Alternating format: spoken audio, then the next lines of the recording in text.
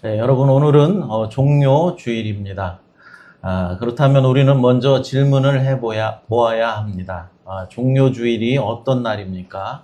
종료주일은 바로 부활주일을 한 주 앞둔 날로서 우리 주님께서 어린 나귀를 타시고 예루살렘 성에 입성하신 그 사건을 기념하는 그런 날입니다. 그때 제자들과 수많은 무리들은 자기 겉옷을 길에 펴고 그리고 종려나무 가지를 흔들면서 외쳤습니다. 호산나 다윗의 자손이여 찬송을 받으소서. 이처럼 주님의 입성을 기쁨과 찬양으로 맞이했던 이 사건을 기억하며 우리는 오늘을 종료주일로 지키는 것입니다. 그래서 이날을 우리는 호산나 주일이다 라고도 부릅니다. 그러나 우리가 반드시 기억해야 할 사실이 하나 있습니다. 그 환호의 자리에서 예수님은 기뻐만 하고 계셨던 것이 아니다라는 것이죠. 성경은 예수님께서 예루살렘 성을 바라보시면서 눈물을 흘리셨다라고 말씀하고 있습니다. 누가복음 19장 41절을 읽어보겠습니다. 가까이 오사 성을 보시고 우시며 아멘. 사람들은 환호하고 있었지만 예수님은 예루살렘 성을 보고 눈물을 흘리고 계셨습니다. 왜입니까? 그들이 외치는 호산나가 참된 믿음이 아니라 곧 무너질 기대라는 것을 알고 계셨기 때문입니다.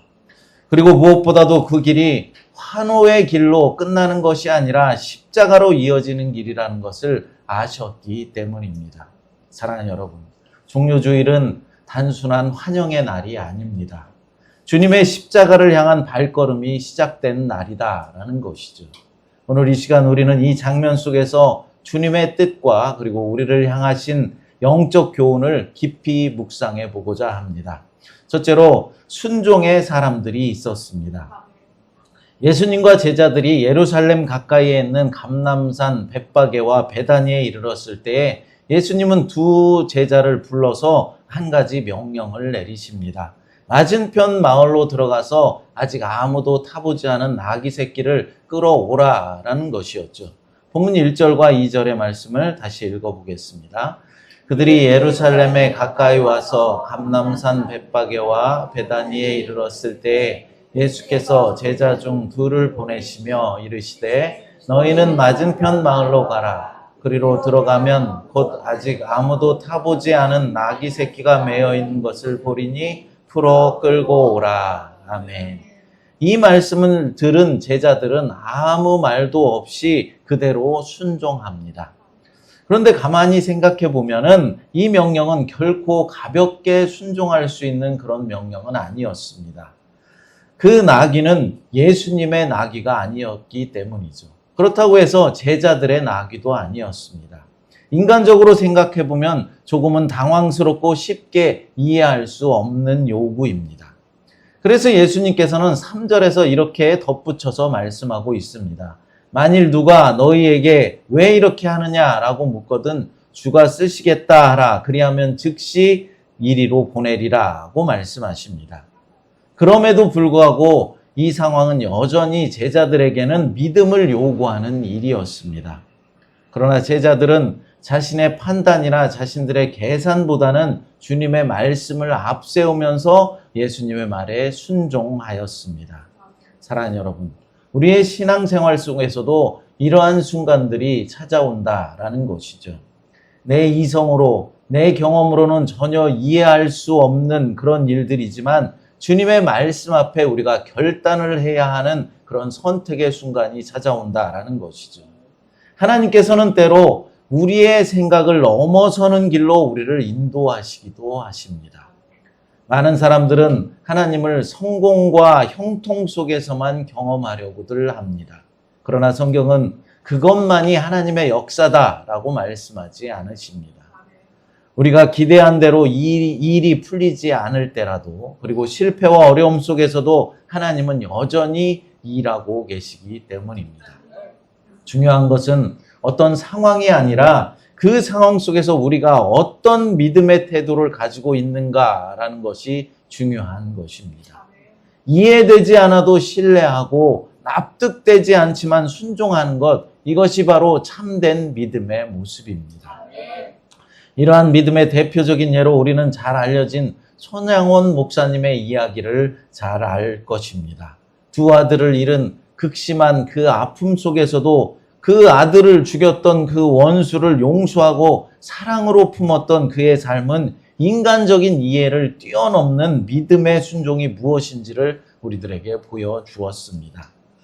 목사님은 자신의 상황을 넘어서 하나님의 뜻을 바라보았기에 그런 선택을 할 수 있었던 것이죠. 그렇습니다. 하나님께서 우리에게 이해하기 어려운 길을 허락하실 때 그 안에는 반드시 하나님의 뜻과 섭리가 담겨져 있다라는 사실입니다. 우리는 그 모든 것을 다 이해할 수 없고 다 알 수는 없지만 주님의 선하심을 신뢰하면서 순종하는 모습으로 나아가야 하는 것입니다. 제자들은 이처럼 주님의 말씀에 순종하였습니다. 그런데 오늘 본문에는 또 한 사람의 순종이 등장하고 있습니다. 바로 나귀의 주인입니다. 본문 4절부터 6절까지의 말씀을 읽어보겠습니다. 제자들이 가서 본즉 나귀 새끼가 문 앞 거리에 매어 있는지라 그것을 푸니 거기 서 있는 사람 중 어떤 이들이 이르되 나귀 새끼를 풀어 무엇에 하려느냐 하매 제자들이 예수께서 이르신 대로 말한대 이에 허락하는지라. 아멘. 나귀의 주인은 갑작스러운 상황을 맞이하게 됩니다. 누군가 자신의 나귀를 풀어서 끌고 가려는 것입니다. 그래서 그 이유를 묻자 돌아온 대답은 단 한마디였습니다. 주께서 쓰시겠다. 그 말을 들은 주인은 더 이상 묻지 않고 기꺼이 자신의 것을 내어 드립니다. 여러분, 이것이 바로 믿음이라는 것이죠. 하나님께서 누구신지 아는 사람, 예수님이 나의 주되심을 인정하는 사람들은 주님이 필요로 하실 때 자신의 것을 기꺼이 내어드릴 수 있는 사람입니다. 나귀 주인은 자신의 소유를 내려놓았지만 사실은 가장 영광스러운 일에 쓰임받는 은혜를 누리게 되었던 것입니다. 아무도 타보지 않았던 그 나귀는 만왕의 왕 대신 예수님을 모시는 도구가 되었기 때문입니다. 사랑하는 여러분, 우리의 신앙도 바로 이와 같아야 하는 것이죠. 주님께서 내가 쓰겠다라고 말씀하실 때 우리의 시간과 물질 그리고 나의 재능과 삶을 기쁨으로 드릴 수 있어야 하는 것입니다. 순종은 이해에서 시작되는 것이 아니라 신뢰에서 시작되는 것입니다.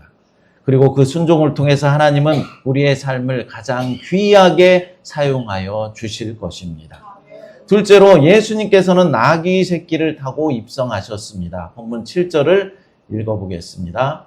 나귀 새끼를 예수께로 끌고 와서 자기들의 겉옷을 그 위에 얹어 놓음에 예수께서 타시니. 아멘. 제자들은 예수님의 말씀에 순종하여서 나귀 새끼를 끌고 왔고 그 위에 자신들의 겉옷을 얹어 놓았습니다. 그리고 예수님께서는 그 나귀를 타시고 예루살렘 성에 입성하십니다. 여기서 우리는 매우 중요한 장면을 보게 됩니다. 예수님께서 왕으로 입성하시지만은 화려한 군마가 아니라 보잘것없는 나귀 새끼를 타고 들어가셨다라는 것이죠. 이것은 우연이 아닙니다. 이 장면은 구약의 예언을 성취한 장면이었습니다. 스가랴 9장 9절 말씀을 읽어보겠습니다. 시온에 따라 크게 기뻐할지어다. 예루살렘에 따라 즐거이 부를지어다. 보라, 내 왕이 내게 임하시나니 그는 공의로우시며 구원을 베푸시며 겸손하여서 나귀를 타시나니 나귀의 작은 것 곧 나귀 새끼니라. 아멘. 여러분, 이 말씀이 무엇을 우리에게 보여주고 있는 것입니까? 이미 구약시대 스가랴 선지자를 통해서 하나님께서는 메시아의 오심을 분명하게 예언하고 계셨다라는 사실을 확인할 수 있는 것이죠. 그 메시아는 세상의 왕들처럼 군마를 타고 힘과 권력을 과시하며 오시는 분이 아니었습니다. 오히려 겸손하게 나귀 새끼를 타고 오시는 왕, 평화를 이루시는 왕으로 오실 것을 말씀하고 있습니다. 그리고 예수님께서는 바로 그 예언의 말씀에 따라 한치의 오차도 없이 그대로 이루시며 예루살렘 성에 입성하신 것입니다. 여러분, 이것은 무엇을 의미하고 있는 것입니까? 예수님은 이 세상의 방식으로 다스리는 분이 아니다라는 것이죠. 힘으로 억누르고 권력으로 지배하는 그런 왕이 아니라 겸손과 사랑으로 다스리는 참된 왕이시다라는 것입니다. 힘으로 다스리는 왕이 아니라 십자가로 다스리는 왕이십니다. 여기서 우리는 중요한 질문을 해보아야 합니다. 왜 예수님은 이렇게 환호를 받으시면서도 십자가로 향해야 했나라는 것이죠. 그 이유는 단 하나입니다. 바로 우리를 구원하시기 위해서입니다. 사람들은 왕관을 원하고 있었지만 예수님은 십자가를 선택하셨습니다. 사람들은 로마로부터의 해방을 원했지만 예수님은 죄로부터의 구원을 이루시기 위해서 오신 것이죠. 그래서 우리는 반드시 기억해야 합니다. 호산나의 왕은 십자가의 왕이다라는 사실을 말입니다. 십자가 없는 호산나는 참된 구원이 아니기 때문입니다. 세상은 강한 자가 이기는 것처럼 보이지만 하나님의 나라는 낮은 자를 통하여서 이루어지는 것입니다. 세상은 높아지는 것을 영광이다 라고 말하지만 주님은 낮아지는 것을 참된 영광이다 라고 말씀하십니다. 그러므로 예수님의 예루살렘 입성은 단순한 사건이 아닙니다. 하나님의 나라가 어떤 방식으로 임하시는가를 바로 우리들에게 분명히 보여주는 사건이라는 것이죠. 사랑하는 여러분, 이 겸손의 왕이신 예수님을 따르고 있는 우리들 역시 세상의 방식이 아니라 하나님 나라의 방식으로 살아가야 할 줄로 믿습니다. 그렇다면 하나님께서 기뻐하시는 우리의 삶의 모습은 구체적으로 어떤 모습이겠습니까? 오늘 본문은 그 한 가지 중요한 모습을 우리들에게 보여주고 있습니다. 바로 이때 사용되었던 나귀 새끼를 통해서입니다. 이 나귀는 특별한 존재가 아니었습니다. 아직 아무도 타보지 않은 그저 평범한 짐승에 불과했습니다. 그러나 예수님을 등에 모시는 순간 어떻게 되었습니까? 그 나귀는 가장 영광스러운 일에 쓰임받는 존재가 되었습니다. 나귀 자체가 위대해서가 아닙니다. 누구를 모시고 있는가가 그 가치를 결정하는 것이죠. 우리의 삶도 바로 이와 같아야 하는 것입니다. 우리는 본래 하나님 앞에서 아무것도 자랑할 것이 없는 존재였습니다. 그러나 예수 그리스도를 믿음으로 하나님의 자녀가 되었고 주님의 일에 쓰임받는 삶으로 부름받은 것입니다. 우리의 가치는 우리 자신에게 있는 것이 아니라 우리 안에 계신 주님께 있다라는 것입니다. 그래서 우리는 늘 감사해야 하는 것이죠. 보잘것없는 우리를 불러주시고 주님의 일에 사용해 주시는 그 은혜에 감사하는 삶을 날마다 살아가야 하는 것입니다. 그런데 여기서 우리가 한 가지 조심해야 할 것이 있습니다. 바로 착각이라는 것이죠. 어떤 착각이겠습니까? 어린 나귀가 예수님을 태우고 예루살렘에 입성할 때, 들어갈 때 수많은 무리들이 종려나무가지를 흔들면서 환호해 주었습니다. 그 환호는 매우 크고 열렬했습니다.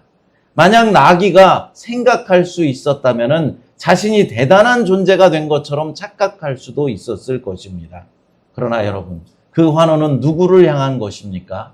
나귀를 향했던 것이 아닙니다. 오직 예수님께 드려진 환호요 찬양이었습니다. 나귀는 단지 예수님을 모신 도구였을 뿐입니다. 예수님을 모시고 있었기 때문에 그 영광의 자리에 함께할 수 있었다라는 것이죠. 우리도 마찬가지입니다. 우리의 삶 가운데 어떤 형통함이 있고 또 열매가 있고 사람들이 인정해주는 그런 일이 있을 때 우리는 쉽게 나 자신이 잘나서 그렇게 잘된 줄로 착각에 빠질 수 있다라는 것이죠. 그러나 우리는 분명히 기억해야 합니다. 그 모든 것은 우리의 능력 때문이 아니라 주님의 은혜 때문이다라는 것이죠. 그러므로 우리는 잘 될수록 더 겸손해야 하는 것입니다. 성공할수록 더 하나님께 영광을 올려드려야 하는 것입니다. 모든 것이 다 주님의 은혜입니다. 이 고백이 우리의 삶 가운데 끊이지 않아야 하는 것입니다. 사랑하는 여러분, 우리는 나귀와 같은 존재입니다. 그러나 주님을 모시는 나귀입니다. 주님을 모시고 가는 길이 때로는 환호의 길일 수도 있지만은 때로는 고난의 길일 수도 있는 것이죠. 그러나 분명한 것은 주님과 함께하는 길은 언제나 생명의 길이며 결국에는 영광의 길이라는 사실을 깨달으시기 바랍니다. 그러므로 어떤 상황 속에서도 주님을 우리의 삶의 중심에 모시면서 살아가십시오. 그리고 모든 영광을 오직 주님 앞에 올려드리는 그런 겸손한 믿음의 사람들이 되시기를 바랍니다. 세 번째로 호산나 군중의 찬양을 들으며 찬양 속에 입성하셨습니다. 본문 8절부터 10절을 같이 읽어보겠습니다.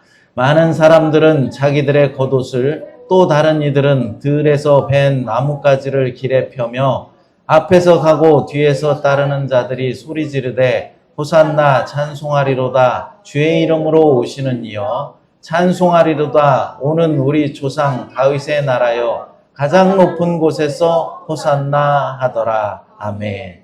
예수님께서 나귀를 타시고 예루살렘에 입성하실 때 수많은 무리들이 겉옷을 벗어서 길가에 펴고 나뭇가지를 흔들며 주님을 환영했습니다. 그리고 그들 입에서는 호산나라는 이 찬양의 외침이 터져 나왔습니다. 이 장면은 매우 뜨겁고 감격적인 장면입니다. 마치 왕의 입성을 환영하는 것 같은 그런 모습입니다. 당시 이 시기는 이스라엘에서 가장 큰 절기 가운데 하나인 유월절 기간이었습니다. 유월절은 하나님께서 이스라엘 백성들을 애굽의 종살이에서 구원해 주신 사건을 기념하는 절기입니다. 그래서 이 절기가 되면은 이스라엘 백성들의 마음 속에는 자연스럽게 한 가지의 소망이 살아납니다. 과거에 하나님께서 자기들의 조상을 애굽의 압제로부터 구원해 내 주셨던 것처럼 지금도 로마의 압제로부터 자신들을 구원해 주시지 않을까 하는 그런 기대가 있었다라는 것이죠. 특히 당시 이스라엘은 로마의 지배 아래에 있었기 때문에 많은 사람들은 메시아가 나타나서 자신들을 해방시켜 줄 것이다 라는 강한 민족적인 기대를 가지고 있었습니다. 이러한 상황 속에서 예수님께서 나타나 수많은 기적들을 행하시자 그것을 보고 사람들은 확신했습니다. 바로 이분이 우리가 기다리던 메시아다. 그래서 그들은 종려나무를 흔들면서 예수님의 예루살렘 입성을 이제 환영했던 것이죠. 종려나무는 당시 유대인들에게 기쁨과 승리를 상징하는 나무였습니다. 그들은 예수님을 통해서 승리와 해방이 이루어질 것을 기대했던 것입니다. 그러나 여러분, 여기서 우리가 반드시 보아야 할 중요한 사실이 있습니다. 이들의 환영은 참된 믿음이었다라기보다는 기대에 근거한 열광이었다라는 것이죠. 그들은 예수님을 있는 그대로 믿고 받아들인 것이 아니라 자신들이 원하는 모습의 메시아로 믿고 있었던 것입니다. 그래서 어떻게 되었습니까? 그렇게 호산나 호산나를 외치며 예수님을 환영하던 그 군중들이 얼마 지나지 않아서 십자가의 예수를 못 박으라 라고 외치는 그런 사람들로 변하게 되었습니다. 왜 이렇게 변하게 되었습니까? 예수님께서 그들의 기대를 채워주지 못했기 때문입니다. 그들이 원했던 것은 정치적인 해방이었지만 예수님은 죄에서 구원하시는 구원자로 오셨기 때문입니다. 그들은 로마를 무너뜨릴 왕을 원했지만 예수님은 십자가를 지시는 어린 양의 길을 선택하셨습니다. 그 결과 기대가 무너지자 믿음도 이제 무너져 버린 것입니다. 사랑하는 여러분, 이것은 단지 그 시대 사람들의 이야기가 아닙니다. 오늘을 살아가는 우리의 모습이기도 합니다. 그래서 우리는 자기 자신에게 계속해서 질문을 해보아야 하는 것이죠. 나는 진실함으로 예수 그리스도를 믿고 있는가? 아니면 내가 원하는 예수님만 믿고 있는가? 나는 호산나를 외치는 사람이지만 십자가의 어려움 앞에서는 떠나는 사람이 아니었던가? 여러분, 우리도 때로는 예수님을 믿는다고 말하지만 사실은 내가 원하는 것을 이루기 위한 수단으로 주님을 찾을 때가 많습니다. 내 삶이 잘 될 때, 기도에 응답받을 때, 형통할 때는 우리가 호산나를 외치지만 어려움이 오고 기대가 무너질 때는 쉽게 낙심하고 원망하게 되는 것이죠. 그러나 여러분, 참된 믿음은 상황에 따라 변하지 않습니다. 하나님이 누구신지를 알기 때문에 어떤 상황 속에서도 흔들리지 않는 것입니다. 그렇습니다. 우리의 믿음은 뜨겁기만 하고 금방 식어져 버리는 그런 믿음이 되어서는 안 됩니다. 기쁠 때만 찬양하고 어려울 때는 뒤돌아서는 그런 신앙이 아니라 어떤 상황 속에서도 주님만을 신뢰하는 한결같은 그런 믿음이 있어야 하는 것입니다. 좋을 때만 주님을 찬양할 것이 아니라 어려울 때도 여전히 주님을 신뢰하며 찬양하며 모든 상황 속에서도 하나님께 영광을 돌려드리는 삶, 그것이 바로 종료주의를 살아가는 우리의 참된 믿음의 모습인 줄 믿습니다. 사랑하는 여러분, 오늘 우리는 종료주일의 세 장면을 함께 살펴보았습니다. 주님의 말씀 앞에 이해되지 않아도 순종했던 제자들의 모습, 자신의 것을 아낌없이 내어드렸던 나귀 주인의 헌신, 그리고 예수님을 모심으로 가장 영광스러운 삶을 살게 된 나귀의 모습을 보았습니다. 반면에 호산나를 그렇게 외치다가도 쉽게 변해버린 군중들의 모습까지도 보았습니다. 이 장면, 모든 장면 속에서 하나님은 오늘 우리에게 묻고 계십니다. 너는 호산나만을 외치는 군중인가? 아니면 십자가까지 따르는 제자인가? 너는 어떤 모습으로 나를 따르고 있는가? 사랑하는 여러분, 우리는 호산나를 외치는 그런 군중의 모습에서 멈춰서는 안 됩니다. 십자가까지 따르는 제자들이 되어야 하는 것이죠. 종료주일은 단순한 기념일이 아닙니다. 우리의 신앙을 비추어 보는 거울입니다. 예수님은 오늘도 우리의 삶 가운데 들어오시기를 원하고 계십니다. 문제는 예수님이 어떤 모습으로 오시느냐가 아니라 우리가 어떤 마음으로 그 주님을 맞이하느냐에 있는 것입니다. 주님은 여전히 겸손의 왕으로 우리에게 오십니다. 나의 기대를 채워주기 위한 왕이 아니라 우리의 죄를 짊어지시기 위해 십자가로 향하는 왕으로 오시는 것이죠. 이제 우리의 신앙을 결단해야 할 때입니다. 이해되지 않아도 주님께 순종하십시오. 아까워도 기꺼이 드리십시오. 어떤 상황 속에서도 주님을 삶의 중심에 모셔 드리십시오. 그리고 어떤 형편 속에서도 변하지 않는 믿음으로 주님을 끝까지 따라가십시오. 우리는 주님을 모신 나귀들입니다. 끝까지 주님을 모시고 가는 삶이 가장 영광스러운 삶인 줄 믿습니다. 이 믿음으로 끝까지 주님을 따르는 저와 여러분들이 되시기를 간절히 축복합니다. 하나님 아버지 감사합니다. 오늘 예수님께서 우리의 죄를 사하시기 위해서 십자가를 지시려고 예루살렘에 입성한 종료주일로 지키게 하시니 감사합니다. 또한 예루살렘에 입성하신 주님의 말씀을 보면서 깨닫게 하시니 감사합니다. 주님, 우리의 믿음이 늘 순종하는 믿음이 되게 하시고 예수님을 등에 태운 나귀 새끼처럼 우리도 기쁠 때나 고난의 때에도 전진하는 믿음이 될 수 있도록 하나님 인도하여 주시옵소서. 또한 주님이 오시는 그날까지 변함없는 믿음으로 주님의 기쁨이 되어드리는 신실함을 우리들에게 허락하여 주시옵소서. 거룩하신 예수님의 이름으로 기도드리옵나이다. 아멘.